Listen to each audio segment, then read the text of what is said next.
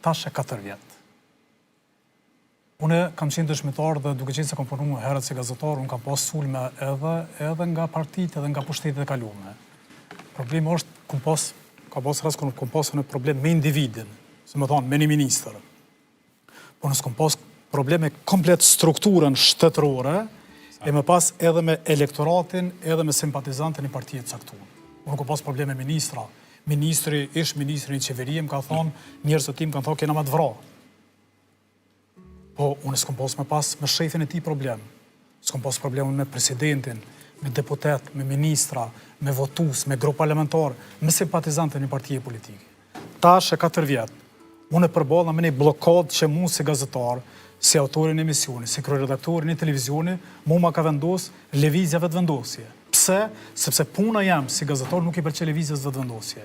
Kërkuj për i pushteteve të kalune, as një qeverien, as një vend botë, nuk i pëlqen puna gazetarë, sepse puna jonë... Është normale kjo. Është kanë obligim të gjithë. Unë jam shumë i lumtur... Nëse ju pëlqen. Problem, unë jam shumë i lumtur kur unë nuk i pëlqej qeverisë, kryeministrit kush do kuftaj. Problemi është se pse do të më na parë një vesiar meq, që to nuk e kuptoj. Gjithmonë me baj krahasimin me përpara, se nuk po duan me bë me vende të tjera tek unë shqetësimin në kam me këtë vend. Mu nuk më intereson kur nditet këto vende të tjera.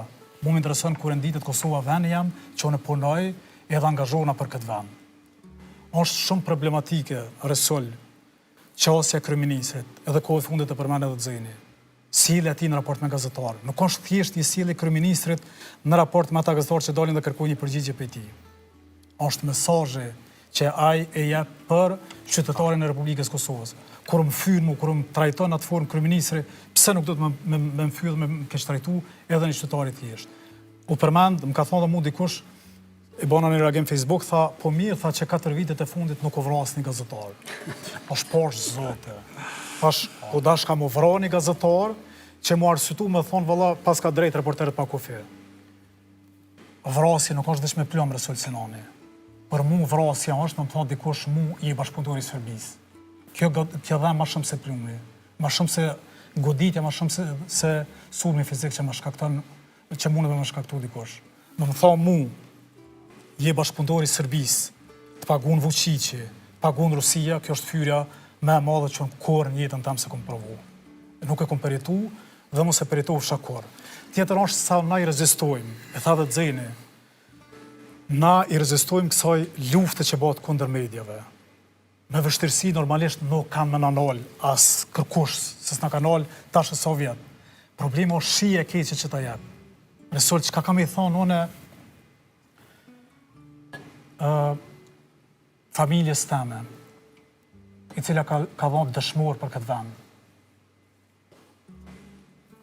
Kushërini jam, shoku jam i klasës, i bankës, që ka babën dëshmor.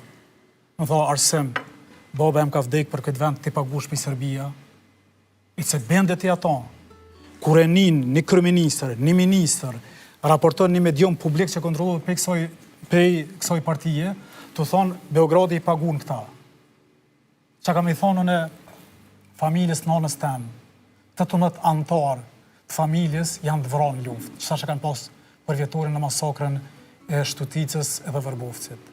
Që kam i thonë atyne që kanë betë gjallë, atë që pak sa kanë betë, më thonë shiko, një period i jovë, po paguhet për Serbije.